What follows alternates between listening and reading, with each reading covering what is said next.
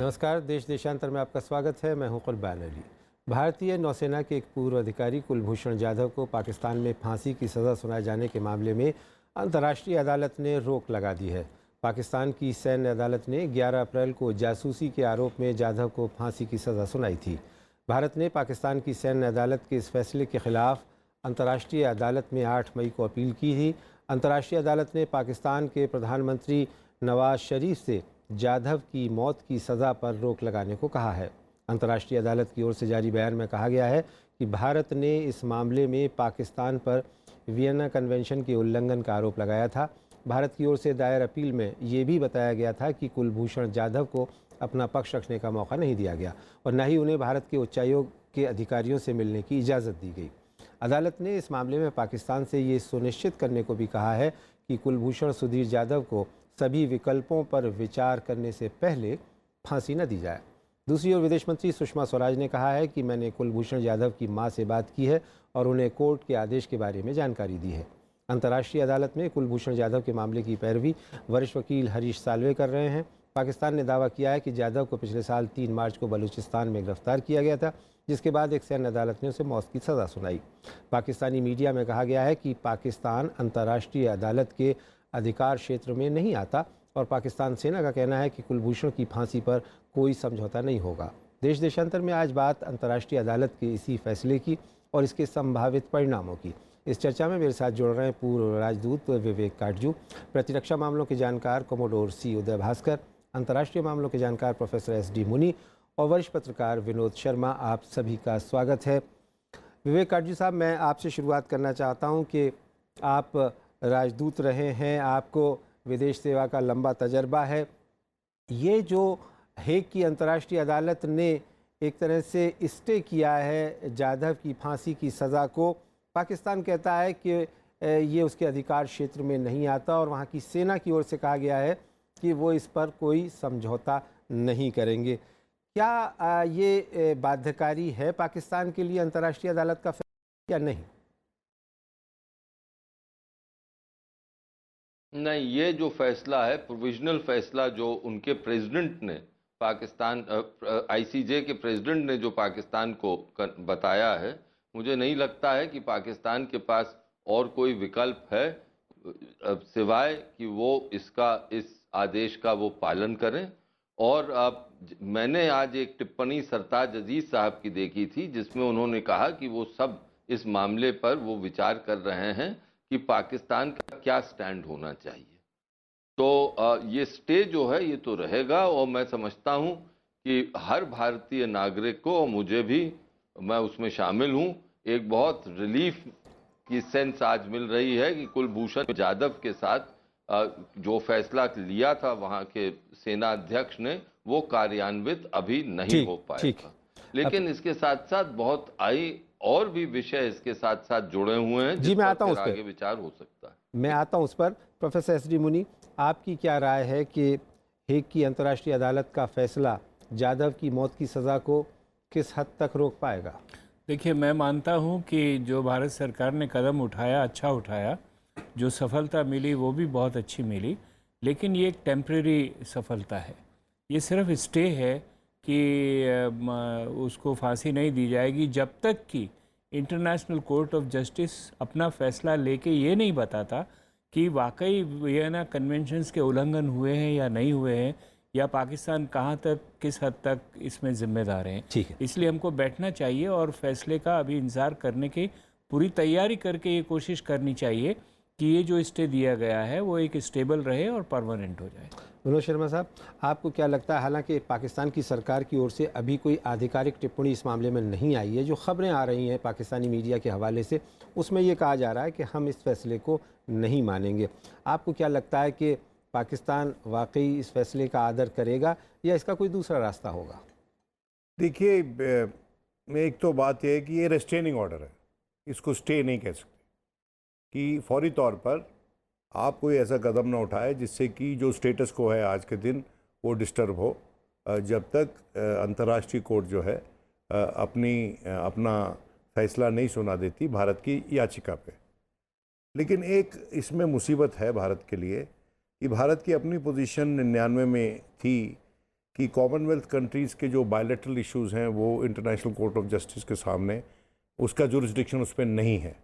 ये हमारी अपनी पोजीशन थी और ये पोजीशन एक संदर्भ में थी कि एक प्लेन हमने उनका मार गिराया था, वो जो हमारी एयर स्पेस में घुसा था, उनका कोई मिलिट्री एयरक्राफ्ट था।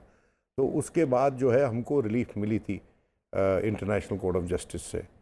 तो मुझे लगता है कि पाकिस्तान अपने पक्ष का बचाव करने के लिए ये संभावना है कि भारत की अपनी जताई हुई बात जो है उसको लेकर कोर्ट के सामने जा सकता है। जहाँ तक रेस्ट्रेनिंग ऑर्डर की बात है, मैं समझता हूँ ये अच्छा आगाज़ है भारत के लिए और मैं अपेक्षा करता हूँ कि भारत की एक्सटर्नल अफेयर्स मिनिस्ट्री ने और भी जो डिसीजन मेकिंग क्वार्टर्स हैं उन्होंने इस बात को फैक्टर इन किया होगा कि हमारी जो 99 में पोजीशन थी कहीं वो इस संदर्भ में आड़े तो नहीं आएगी। ठीक है, कमोडोर उदय बातकर, ये कहा जा रहा है कि ये भारतीय नौसेना के पूर्व अधिकारी थे कुलभूषण साहब, और इसलिए और दूसरा ये कि जिन रहस्यमय स्थितियों में इनकी गिरफ्तारी हुई है, कहा जा रहा है कि तालिबान ने इनको पकड़ा और पाकिस्तान के हवाले कर दिया। दूसरी तरफ भारत की तरफ से कहा जाता है कि नहीं साहब, वो ईरान में अपना व्यवसाय कर रहे थे, उस सिलसिले में वहाँ गए हुए थे। तो ऐसे में क्या सरकार का ये स्टैंड काम करेगा कि ये हमारे पूर्व अधिकारी हैं, क्योंकि इसके बारे में बहुत स्पष्ट रूप से कोई बात आ नहीं रही है। साहब, मेरा व्यक्तिगत राय ये है कि अभी जो सरकार ने पहल किया है, जो कदम उठाया है, ये एक प्रकार से ज़रूर सकारात्मक है।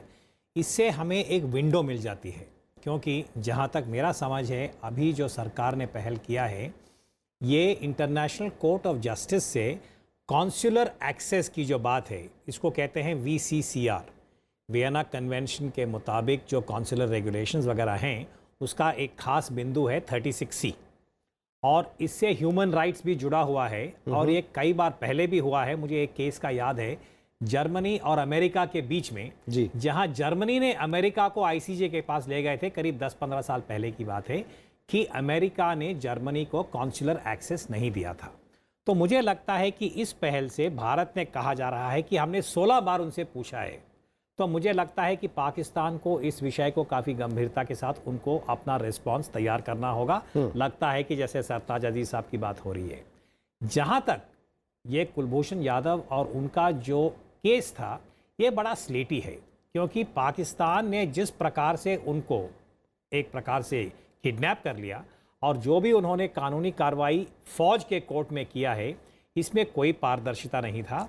और इसमें जैसे आपने जिक्र किया है, ईरान का जो पहलू है, अभी तक ये स्पष्ट नहीं है कि ईरान को जिस प्रकार से उन्होंने शामिल किया है, ये तो अपने काम के लिए गए थे और भारतीय सरकार ने बार बार कहा है कि ये किसी प्रकार का ऐसा गैर कानूनी काम नहीं कर रहे थे और कोई इंटेलिजेंस एजेंसीज के साथ इनका कोई संबंध भी नहीं है। बहुत, मैं कहूँगा पहली बार मैंने देखा कि इतना स्पष्ट सरकार ने एक स्टेटमेंट भी दिया है। तो ये मामला मुझे लगता है कि अभी पाकिस्तान को दोबारा सोच विचार करना होगा। और एक लास्ट पॉइंट कुर्बान, हम यही आशा करते हैं कि इस वक्त कुलभूषण यादव की जो पर्सनल सेफ्टी है वो बिल्कुल सही है, क्योंकि ये सवाल बार बार उठता है कि क्यों ये कॉन्सुलर एक्सेस नहीं दे रहे हैं। ठीक, विवेक काटजू साहब, सवाल एक ये उठता है कि जब भारत पाक रिश्तों में तनाव होता है, वन अपमैनशिप होती है, तो आमतौर पे किसी तरह की रियायत की उम्मीद नहीं की जाती। और अभी जो हालात हैं, जो हमारे इस वक्त कूटनीतिक रिश्ते हैं, कश्मीर में जो कुछ हो रहा है उसके चलते और अन्य दूसरी घटनाओं को लेकर के, ये कितना बड़ा फोकल पॉइंट बनेगा कुलभूषण यादव की रिहाई का मामला या उनको सजाए मौत न देना, और इसमें हम पाकिस्तान से किस तरह के रवैये की उम्मीद कर सकते हैं? देखिए, अभी तो मामला कोर्ट कचहरी का है और मुझे लगता है कि उसी पर सब जितना भी अटेंशन है वो केंद्रित होगी। अब विनोद जी ने कहा था कि भारत ने 99 में एक पक्ष लिया था कि ICJ को कोई अधिकार नहीं है भारत पाकिस्तान मामलों में दखलंदाजी का। वो सही है और मुझे लगता है कि वो उस स्टेप को या उस डिक्लेरेशन को जो 1974 का था उसको प्रोटेक्ट करना है। लेकिन उसके साथ साथ मुझे ये भी लगता है कि हमारे जो वकील हैं, अंतर्राष्ट्रीय विधि के विशेषज्ञ हैं, उन्होंने सरकार को राय ये दी है कि जो स्टैंड इस केस में अप्लाई कर रहे हैं उस स्टैंड से हमारा जो बेसिक जो जुरिस्डिक्शन के मामले में क्षति नहीं पहुंचेगी।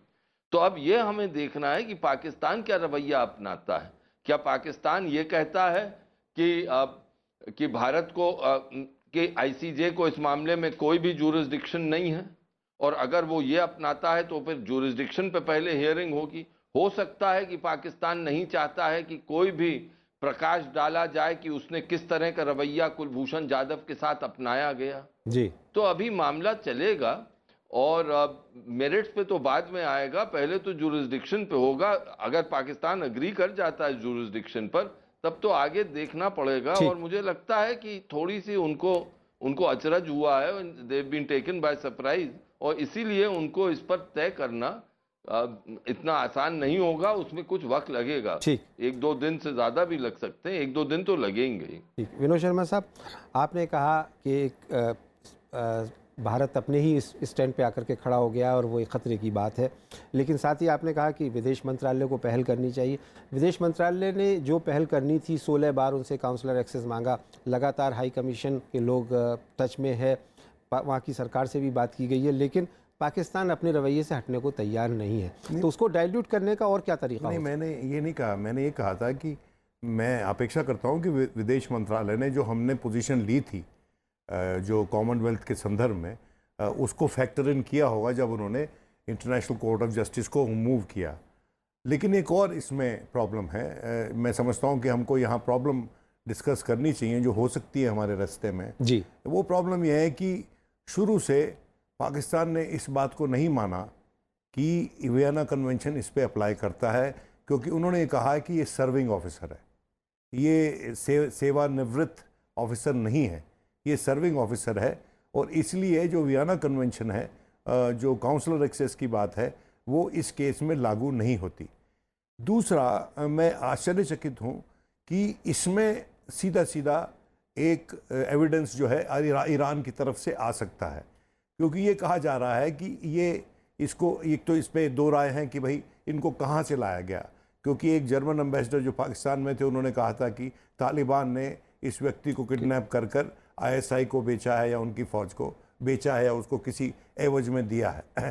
तो एक जो पक्ष जो ईरान का है कि ये आदमी क्या करता था, उनका जो इन्वेस्टिगेशन हमने सुना था कि वो भी कर रहे हैं, उसके बारे में हमने उसके बाद में कुछ नहीं सुना। और मैं समझता हूँ कि जो ईरान का इसमें एविडेंस होगा वो हमारी मदद कर सकता है इंटरनेशनल कोर्ट ऑफ जस्टिस में कि इस व्यक्ति को कहाँ से उठाया गया। आप समझ रहे हैं इस बात को।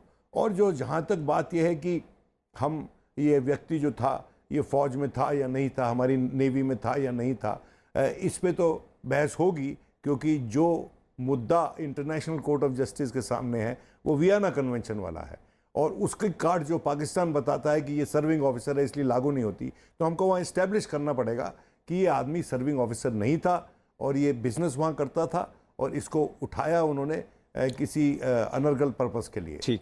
Professor SD. मुनी, अभी विनोद जी ने ईरान का जिक्र किया। अभी हमने देखा कि हाल के दिनों में पाकिस्तान के बीच भी काफ़ी तनाव है और एक तरह से धमकी दी है ईरान ने कि जिस तरह से उसके यहाँ लोगों को मारा गया वो पाकिस्तान में घुस करके शायद कोई सर्जिकल स्ट्राइक टाइप की चीज़ भी कर सकता है। तो ऐसे में हम कुछ उम्मीद कर सकते हैं कि ईरान इस मामले में कुछ मददगार साबित होगा और कुलभूषण यादव की जान बच सकेगी। देखिए, बात तो उसी बॉर्डर की है जिसकी ईरान बात कर रहा है, और कोशिश की जाए तो कुछ निकल सकता है, लेकिन मुझे लगता है कि ईरान हिंदुस्तान पाकिस्तान के मामले में सीधा आने से कतराएगा, ऐसे क्योंकि पाकिस्तान से नाराज़गी भी है और पाकिस्तान से बहुत रिश्ते भी हैं उनके, और वो बहुत संभल के चलने की कोशिश करेंगे। मैं एक दूसरी बात और यहाँ लाना चाहता हूँ कि जो पाकिस्तान मुसलसल ये कह रहा है कि ये डोमेस्टिक जुरिस्डिक्शन का मामला है, इंटरनेशनल जुरिस्डिक्शन का नहीं है। उसकी दो वजह है। एक तो जैसे विनोद ने कहा कि उसको वो फ़ौजी मान रहे हैं, रिटायर्ड नहीं मान रहे हैं, और फ़ौजी स्पाई मानकर दूसरा उसको मिलिट्री कोर्ट में ले गए। इसी बेसिस पे मिलिट्री कोर्ट का ये मानना है कि ये पाकिस्तान की सिक्योरिटी का मसला है और इंटरनल मसला है, इसलिए हम इस ऐसे किसी मामले में किसी को भी कॉन्सुलर एक्सेस नहीं देते हैं। तो ये इस पोजीशन पे पाकिस्तान अड़ा रहेगा, ऐसा मैं मानता हूँ। और तीसरा मेरा डर ये है कि अगर पाकिस्तान के अड़े रहने के बावजूद भी अगर इंटरनेशनल कोर्ट ऑफ जस्टिस अपने इस फैसले पे बना रहे और कहे कि भारत को पाकिस्तान एक्सेस दे और इसका हैंग नहीं किया जाए, इसको एग्जीक्यूट नहीं किया जाए, तो आईसीजे के पास में क्या ऐसे इंस्ट्रूमेंट्स है जिससे वो पाकिस्तान को रोक सकता है? जी। मैं समझता हूँ नहीं है इंस्ट्रूमेंट। इसीलिए ये बहुत नाजुक किस्म का दौर है जिसमें हमको देखभाल के चलना पड़ेगा और खाली जो लीगल इंस्टीट्यूशंस हैं उसके ऊपर डिपेंड करने की बजाय डिप्लोमेटिक और दूसरे सोर्सेज को भी भयंकर रूप से मोबिलाइज करना पड़ेगा, क्योंकि सारी भारत सरकार ये पब्लिकली कमिट कर चुकी है कि हम जाधव को कुछ नहीं होने देंगे। जी। उदय भास्कर साहब, ऐसे में कि जो बात निकल करके आ रही है और अभी तक जो पाकिस्तान का स्टैंड भी आ रहा है सामने, वो लगता है कि वो अपने रवैये में कोई तब्दीली करने के लिए तैयार नहीं है, तो ऐसे में हिंदुस्तान के पास, भारत के पास और क्या विकल्प बचते हैं? साहब, इस वक्त मुझे लगता है कि भारत के पास यही एक विकल्प है कि हम इसको कॉन्सुलर एक्सेस के जो प्लान है उसको हम आगे बढ़ाएं। देखना है अगले हफ्ते पाकिस्तान का किस प्रकार का रिस्पांस होगा केवल इस बिंदु पे कॉन्सुलर एक्सेस।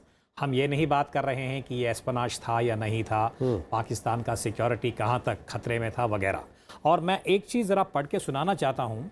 ये 36C जो है वियना कन्वेंशन के मुताबिक, जिसमें किसी भी नागरिक की ह्यूमन राइट्स की बात होती है कि क्यों हमें कॉन्सुलर एक्सेस देना चाहिए, जैसे इस संदर्भ में भारत को देना चाहिए और इसमें क्या कठिनाई है।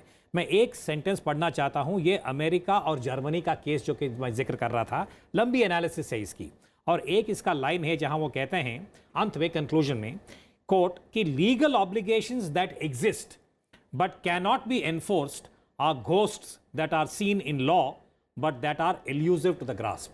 अर्थात ये कि आईसीजे, जैसे मुनी साहब ने कहा, वो जो भी कहें, अंत में देखना है कि पाकिस्तान का जो हुकूमत है उनका क्या रिस्पांस होगा। और यदि आईसीजे कोई ऑर्डर दे और उसका अगर वो पालन नहीं करते हैं, नेक्स्ट स्टेप होता है यूनाइटेड नेशन सिक्योरिटी काउंसिल। और अभी तक आईसीजे के इतिहास में कोई ऐसा केस नहीं है जहां यूनाइटेड नेशन सिक्योरिटी काउंसिल ने इसको एनफोर्स करने की कोशिश की। तो ये जो सच्चाई है हमें पहचानना चाहिए, और इसलिए मैं कहूँगा इस वक्त हमारा लिमिटेड प्लान है कॉन्सुलर एक्सेस। उसके बाद ये कोर्ट में जाएगा, ऑन मेरिट्स देखना है कि दोनों वकील किस प्रकार से इसको अपना अपना पक्ष को आगे रखें। ठीक है विवेक आर्जू साहब, एक और बात ये कही जा रही है कि कुलभूषण जाधव की मां की तरफ से भी एक अपील की गई है वहां की अदालत में, तो आपको लगता है कि पाकिस्तान में वो अपील वहां की अदालत एंटरटेन करेगी? क्योंकि जब वहां की सैन्य अदालत इस मामले में फैसला ले चुकी है और वो उसके रक्षा मंत्री और सेना के लोग कह रहे हैं कि हम इस पर कोई कंप्रोमाइज़ नहीं करेंगे, किसी तरह का समझौता नहीं करेंगे, वैसे में उस अपील का कोई मतलब होगा? देखिए, वो तो पाकिस्तान की जो लीगल प्रक्रिया है उसके तहत होगी। अब मुझे इसमें वकीली आपको बता पाएंगे, लेकिन मैं एक टिप्पणी ज़रूर करना चाहता हूँ। वो ये है कि अगर आईसीजे ने, अदालत ने ये फैसला किया कि जुरिस्डिक्शन है पाकिस्तान के ऑब्जेक्शन के बावजूद, और फिर मामला मेरिट्स पे गया और मेरिट्स में फिर एक फैसला भारत के हक में आया, तो मुझे नहीं लगता है कि पाकिस्तान इस स्थिति में होगा कि उस पर अमल नहीं करे, क्योंकि बहुत बात बढ़ जाएगी अगर वो अमल नहीं करेंगे। ये सही है कि कई मामलों में लोग, कई देश कहते हैं कि हम नहीं अमल करेंगे, लेकिन अब बहुत ही बड़ी चीज़ होती है जबकि जुरिस्डिक्शन पर हो गई बात और मेरिट्स पे फैसला आए और एक देश कहे कि हम आईसीजे के निर्णय को नज़रअंदाज कर देंगे। अब ये मैं नहीं महसूस करता हूँ, लेकिन ये तो बहुत बात की बात है। अभी तो यही देखना है कि क्या रवैया अभी पाकिस्तान अपनाएगा जुरिस्डिक्शन के मामले में, क्योंकि क्या वो चाहेगा कि इस मामले को ज़्यादा एक बड़ी बारीक नज़र से देखा जाए। लेकिन कुछ लोग हैं वहाँ जो कह सकते हैं कि भाई भारत ने जो एक दीवार खड़ी करी थी जुरिस्डिक्शन के मामले में, उसमें अब भारत ने खुद थोड़ी सी ओपनिंग दी है, तो उसका बाद में चल के हम फायदा उठा पाएं। लेकिन ये सब स्पेकुलेशन है और असल में यही है कि वो क्या फैसला लेंगे। ठीक। जब एक बार वो फैसला लेंगे तब उसके बाद हम देखेंगे कि ऊंट किस करवट बैठ सकता है। जी प्रोफेसर एस डी मुनी, आप कुछ कहना चाह रहे थे? मैं ये कह रहा था कि देखिए, जब हम ये देख रहे हैं कि पाकिस्तान कैसे रिएक्ट करेगा, तो उसको सिर्फ लीगल फ्रेमवर्क में मत देखिए। मैं इसके पीछे एक राजनीति भी देखता हूँ, और सबसे बड़ी राजनीति ये है कि वहाँ पर मिलिट्री और सिविल सरकार में थोड़ी बहुत तनातनी है, और उसमें भारत से कैसी नीति हो, इसका भी एक बहुत बड़ा मुद्दा है।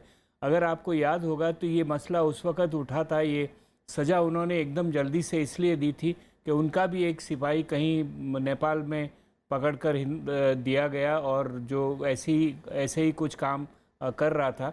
और दूसरी तरफ ये भी उम्मीद थी कि शायद बातचीत का कोई सिलसिला निकले, हमारे यहाँ से कुछ नुमाइंदे पाकिस्तान के प्रधानमंत्री को मिलने वाले थे। तो ये इस पे डिपेंड करेगा कि फ़ौज और पाकिस्तान की सरकार क्या समझकर आगे बढ़ना चाहती है, और अगर वो भारत के लिए नीति के ऊपर एक आ सकती है, और एक आने में भी क्या वो फ़ौज का रवैया आगे रहता है या एक मोर मॉडरेट और रीजनेबल रवैया आगे रहता है। विनोद शर्मा, तो ये कि जो प्रोफेसर एस डी मुनी कह रहे हैं उससे आप कितना सहमत हैं? और दूसरा ये कि जो बाइंडिंग की बात आती है, जो काटजू साहब भी कह रहे थे कि पाकिस्तान तो लगातार कह रहा है कि साहब हमारे ऊपर ये बाध्यता नहीं है, ये बाइंडिंग नहीं है, तो ऐसी सूरत में क्या विकल्प रह जाएगा? देखिए, उन्होंने सिर्फ उसको स्पाई नहीं बोला, उसको सिर्फ जासूस नहीं बोला, उसको आतंकवादी बोला है। जी। तो ये वो आर्गुमेंट यूज़ करेंगे जब ह्यूमन राइट्स की बात जो, और उसमें बलूचिस्तान का भी मामला जोड़ रहे हैं, और उसमें बलूचिस्तान, और वो उसको टेररिस्ट बोल रहे हैं, जिस पे हमने आपत्ति जताई है और हमने कहा है कि ये बिल्कुल गलत है जो उनका आरोप है। दूसरा, उसकी जो सज़ाए मौत है उस पर आर्मी चीफ के सिग्नेचर हैं, और आर्मी चीफ ने जब सिग्नेचर किए होंगे तो आर्मी चीफ की जो अपनी काबीना है, जो कोर कमांडर्स की, उनका भी इसमें सहमति होगा, मेरा ये मानना है। तो इसलिए ये जो मुद्दा है इतना आसान नहीं है, और जो रिलीफ हमको इंटरनेशनल कोर्ट ऑफ जस्टिस से मिलेगा वो सिर्फ काउंसलर एक्सेस का मिलेगा, और कुछ हद तक हो सकता है ह्यूमन राइट्स के मुद्दे पर मिलेगा। लेकिन इंटरनेशनल कोर्ट ऑफ जस्टिस ये नहीं कहने वाला कि ये आदमी जासूस नहीं था। आप इस बात को समझने की कोशिश कीजिए। उनके सामने जो मुद्दा है वो बड़ा लिमिटेड मुद्दा है। वो मुद्दा है कि क्या वियना कन्वेंशन का उल्लंघन हुआ, और क्या ज्यूरिस्डिक्शन है जब ये मामला दो कॉमनवेल्थ नेशन स्टेट्स के बीच में है, जिसका एक बैकग्राउंड है जिसके बारे में हमने पहले बात की। और तीसरा कि भाई काउंटर एक्सेस देने का, वो अगर वो कह भी देते हैं कि काउंसलर एक्सेस दे दो, तो मेरा ये मानना है कि ये सेटलमेंट आउट ऑफ कोर्ट हो सकती है। और अगर जैसा प्रोफेसर मुनी ने कहा कि अगर हमने कोई उनका ऑपरेटिव, जो उनका हाई वैल्यू एसेट है, उसको वो हमारे पास है, तो इन दोनों में फेरबदल हो सकता है, और यही दुनिया भर में होता है। बहुत संक्षेप में इसके इम्प्लीकेशंस क्या हो सकते हैं भारत पाक रिश्तों में? देखिए, रिश्तों में देखिए, ये उनकी तरफ से अगर उनके लिहाज से आप देखें तो ये जो उन्होंने सजाए मौत कुलभूषण यादव को सुनाई है, वो एक सिग्नल है उन बलोची नेशनलिस्ट के लिए जिनके हम समर्थन में हैं, कि अगर आप कुछ ऐसा काम करेंगे तो आपका भी हशर वही होगा। और मैं समझता हूं कि जो देखिए, बलूचिस्तान एक ऐसा इलाका है बहुत संक्षेप पाकिस्तान का, जहां पर मिसिंग पर्सन्स का बड़ा एपिसोड है, जो कि वहां की उनकी अपनी कोर्ट ने उसका कॉग्निजेंस लिया है। तो वहां पर वो बहुत ही यातनाएं दे रहे हैं लोगों को, और उन यातनाओं का आप उनको एक पॉलिटिकल जस्टिफिकेशन मिल गया कि ये सब हिंदुस्तानी एजेंट है। चलिए, बहुत बहुत शुक्रिया विनोद शर्मा साहब, एम्बेसडर विवेक काटजू, प्रोफेसर एस डी मुनी और कमोडोर उदय भास्कर साहब इस चर्चा में भाग लेने के लिए।